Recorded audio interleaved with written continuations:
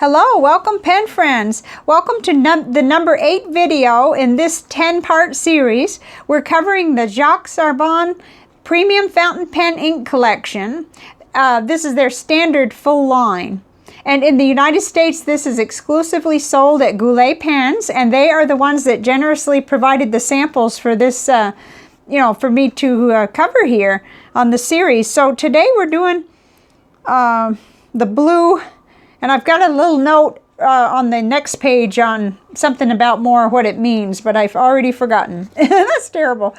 And one thing we do have to keep in mind always is that you'll need a sample of these inks, because what we're dealing with is lighting, cameras, and all of our different screens. And so this is a blue that's almost in the teal family, so it's particularly susceptible to changes. And what I'm seeing is that it's darkening it up here, and it's really, it's one of those things we have to keep in mind. But when we get to the comparisons, I do think we're still going to see things that help us to understand this ink. I actually really enjoyed making those ink splatters, and I did see some red sheen around the edges of the splatters. That was neat.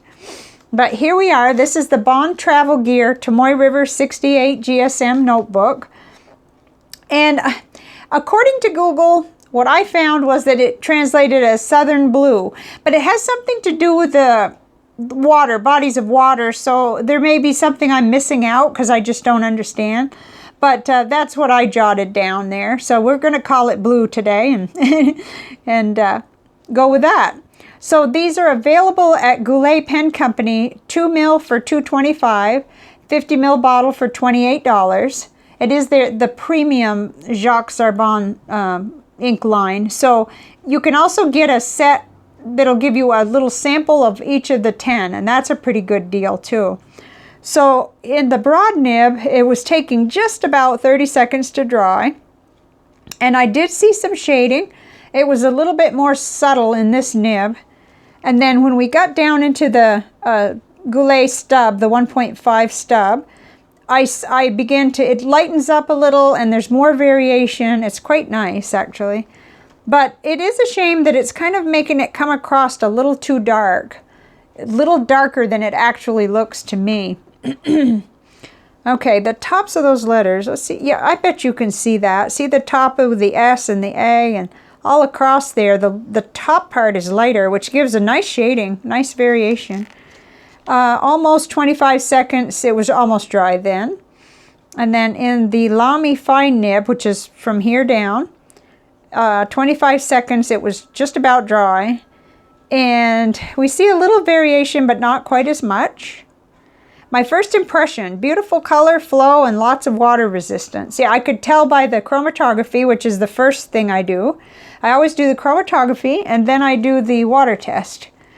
So you see that solid gray dark line. I could tell that we would probably still be able to read it after it took a bath.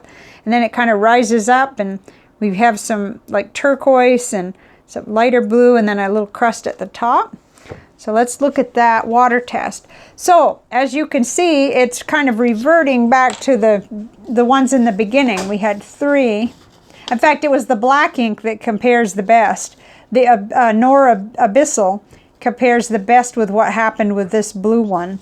And then we had all those in between there that were very little. This, the amber one had very little water resistance. It did have some, and it cleaned out really well. It got an A. And then we had the ones that were very typical.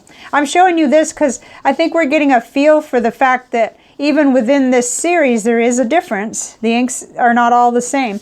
So I still predict this will clean out really well out of the pens, because that's what I found even with the black ink. And that's what I find with this ink line, is that it's just really well behaved. So I will let you know, but it looks like we got quite a bit of water resistance there. Okay, so let's look on our other paper samples. The next one is Rodya 80 GSM dot grid paper. Oh, we're almost at the end. You could tell we just have 2 inks left. Hopefully I'll make it with this little notebook that I made. Here it is in the broad nib. Again, I see some variation, but it's very difficult to see. It's kind of light where it is shading, and you can't see it as well in this broad nib. This is a really wet nib. 30 seconds to dry.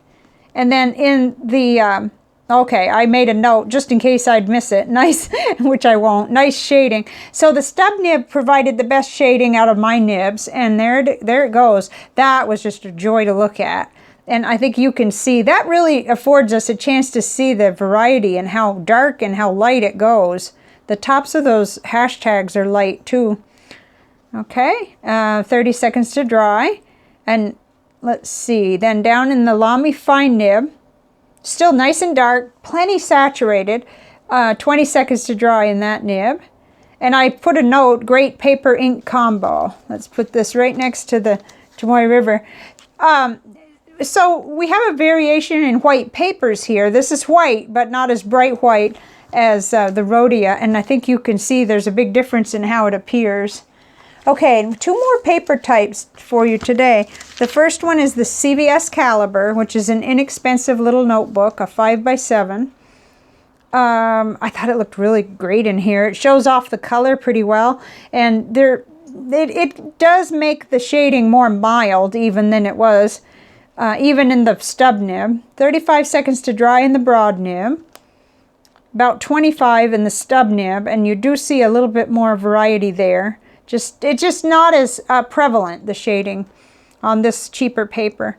And then in the fine nib, 30 seconds to dry. I don't know what the question mark is there. Oh, the question mark was for this one, must be.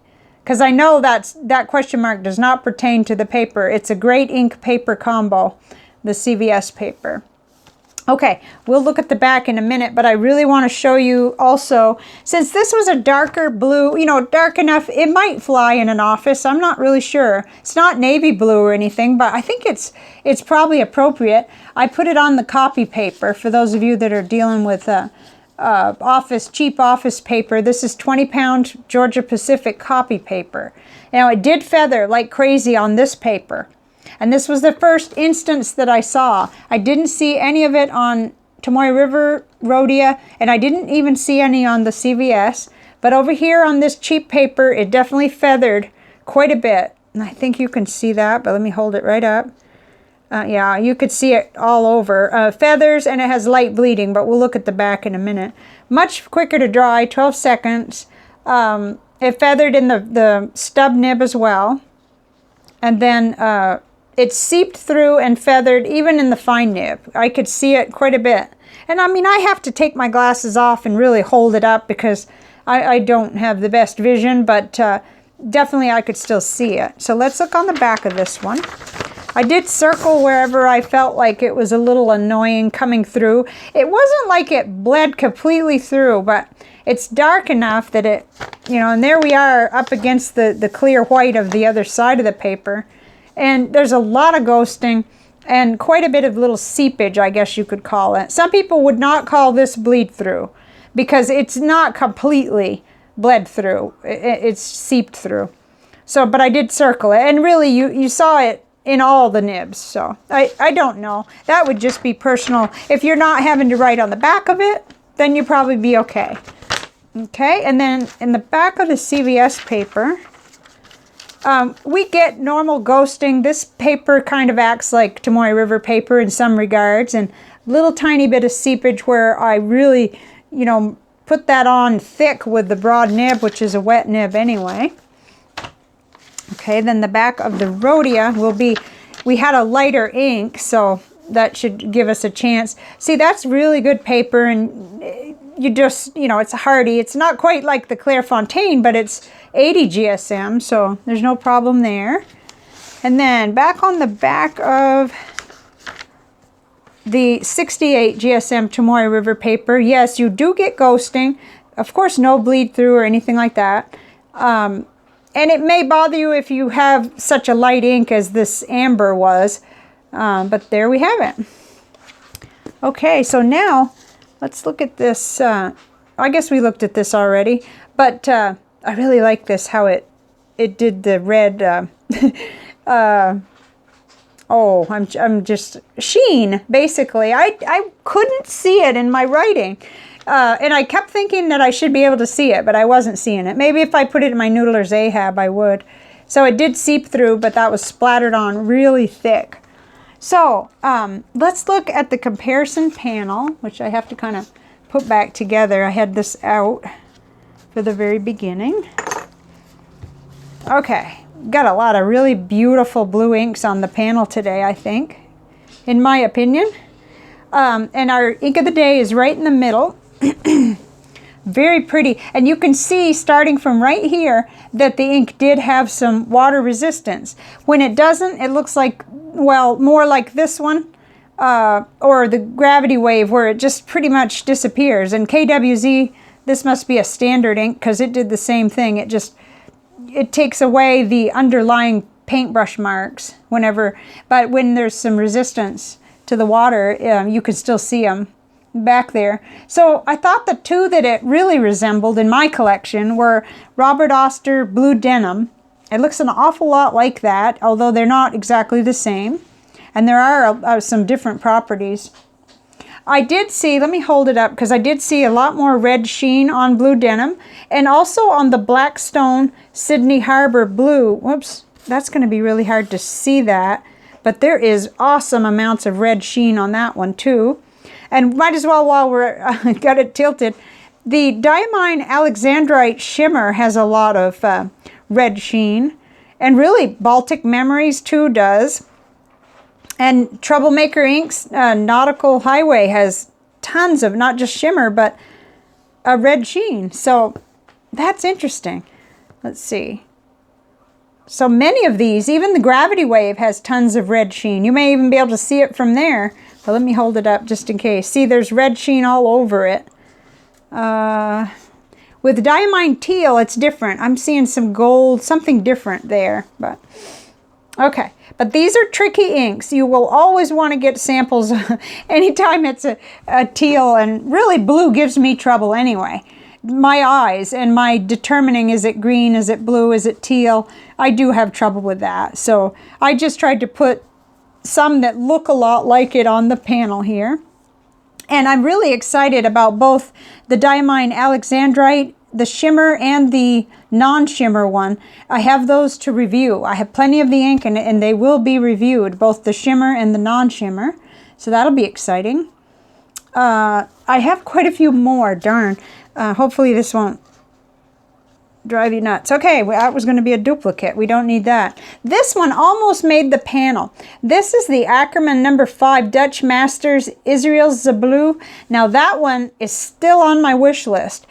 It's, when you first look at it, like in this situation here, it looks light, but coming out of a nib, it's just perfect.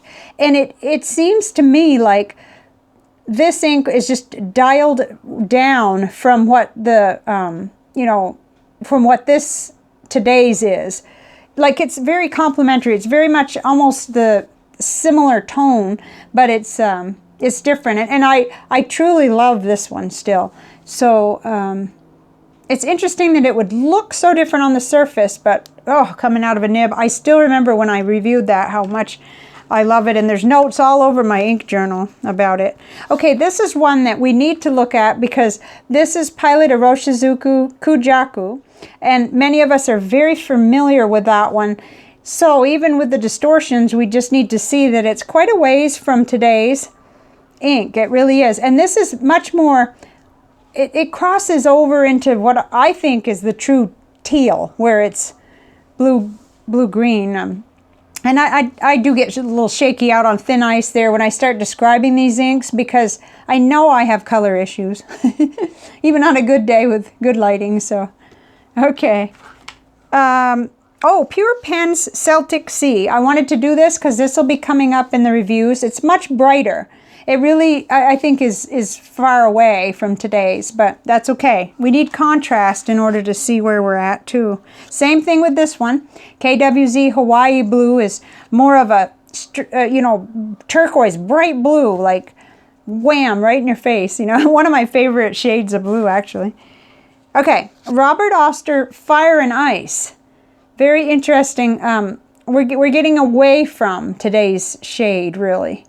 We're getting away from it, and yet it's in the ballpark, kind of. I don't know why I picked this one out. Rohr & Klinger Vert de Gris. Okay, much more navy almost, you know, bluer. It's going off on the other direction, I guess, and that's okay. That helps us to see where we're at too, I suppose. Oh my goodness, I went nuts with this. Okay, so if we look at Emerald of Chivor, which does tend to look so darn blue, you know, where you think it's going to be greenish, right? And it's even more so because of the lights in camera. That's probably the least likely to help us look at it. Okay. Oh, here's one. Here's the Diamine Alexandrite without shimmer. So we still see that awesome red sheen. And we're kind of in the ballpark, but it's funny that I think the shimmer one looks more like today's. Just by a little bit, maybe. Okay. Bluegrass Velvet. Okay. Here's one where I think it's closer to Amazonite. Oh, this is Ferris Wheel Press. I forgot to write that on there at some point. This is the round bottle that comes from the company in Canada. And this sample just happens to be not labeled fully. But it's much more green, blue-green, much more teal. Okay. And just, did I already do Diamine? No, I don't think so. Diamine Aurora Borealis, same thing. I'm thinking of, this makes me think of Tranquility, actually. It just crosses over. It's not as blue. It goes toward the green more. Oh dear. Thank you for putting up with all that. That was quite a few comparisons. So, what do I think of today's ink? I think you can tell I like it. I do. I really like this one. I have plenty of ink. I'm safe from temptation on this one because I have the Sydney Harbor Blue, and I recently got the Robert Oster Blue Denim. I caved to the temptation of that one. And Blackstone Sydney Harbor Blue I've had a bottle of for quite a while. It's probably, I've used an awful lot of that one, but it's really good.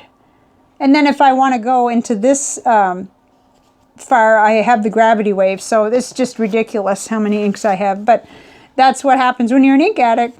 I find this beautiful, flowy, saturated, and I like the water resistance. There's enough of it, but I trust this brand, and I know it's going to clean out of my pens. Hopefully I won't have to eat those words, but saturation, I gave it a 9. Flow, a 7. Shading, almost a 6. I thought the shading was really good when it appeared, and you know, you saw by the paper and the nib, I was getting a little bit of variety there. And that was without a flex nib or I'd like to see it in my Ahab. I need to try that.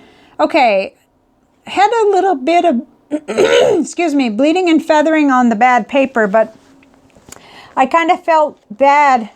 I don't think there'd be any reason for me to judge the ink based on copy paper, because we all kind of know that there's not that many that do really well on the copy paper. So I still, you know, put it there because I did notice that, and we didn't really notice it as much on some of the others I did test. Dry time was about average, I thought. I saw sheen on the ink splatter, whereas I wasn't picking it up in the nibs I was using. So basically I wasn't seeing sheen, halo, or shimmer. And I gave it a 7 overall. The beauty and the flow of the ink really, really impressed me, and the water resistance. The price is the one that would slow me down. Although, you know, if I didn't already have 3 inks in that category, gee, you know, if you add up the price of those 3 bottles, that's a lot. So, I just like it. I like it a lot. Okay, so let's try our Nick Stewart technique. I think this might be the last time we get to use this. This underpinning thing here, it's getting awful dirty, but it helps keep my brown paper a little bit longer. So I better move that color panel too before it gets splattered. Something could happen. Okay. Got a place for it so we can work. Not really work, it's play, but Okay, and I'm going to do something really weird. I'm going to try the next one, which is the purple, as our color to go with it. I'm not sure what'll happen. It'll probably end up brown or something, but I just thought I'd live dangerously or something today. Okay. I thought this paintbrush was ready, but it isn't. Make sure it is. Okay, so let's go. Oh, we're having a beautiful day. I've got all the windows open. I had to actually partially close the one next to me because the wind was blowing my papers all over the place. That's what we need, some free air conditioning. Oh my goodness. It's been a long, hot spring and summer here. So we're doing today's ink first, the Bleu Austral. Let's see what happens. Now, I kind of know that it takes over. Ooh, it really is quite the ink there. Highly movable and bright and saturated. There's a lot of water on that too. Let's see. Ooh, okay, there we go. Okay, I see that it wasn't exactly straight there, but that's okay. Gee, all I have to do is sit the nib there just a little longer and I get even more reaction, if you can see that. Oh my goodness, that's quite amazing. Okay, now let's see if my theory has any... I'm not even sure why I wanted to try purple with blue, but we'll see. Oh, that's pretty. I have this feeling that I'm really going to enjoy this one. This will be the next one. I mean, it's violet, and so it kind of makes me think of purple, and it's beautiful. Huh. Oh, I really like that. Kind of mixes with the blue, and then you get something that's kind of unique up there. All right. I don't want to lose the character that I already got there. Not bad. Okay, let's see if I can remember this one goes with this ink here. I think we'll try to do a little more water down here without sending the whole thing flying, hopefully. Okay, that's good. Broad nib maybe. Oh no, I would like to see a little more purple down below.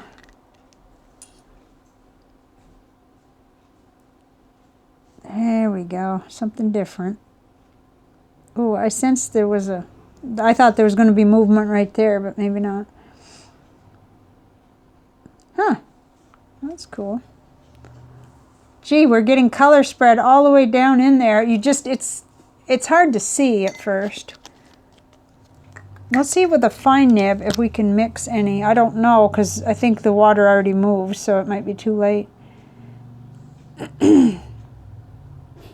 I'm just curious to see what will happen, if there's any way for it to travel. Yeah, just do like a secondary. Huh, that's neat.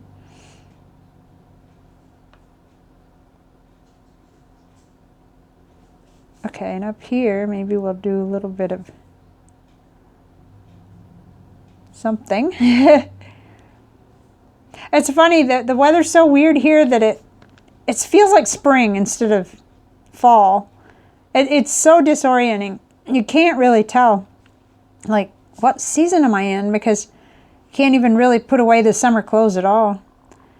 And I often do. I out of protest even put them away, but not this year. Okay.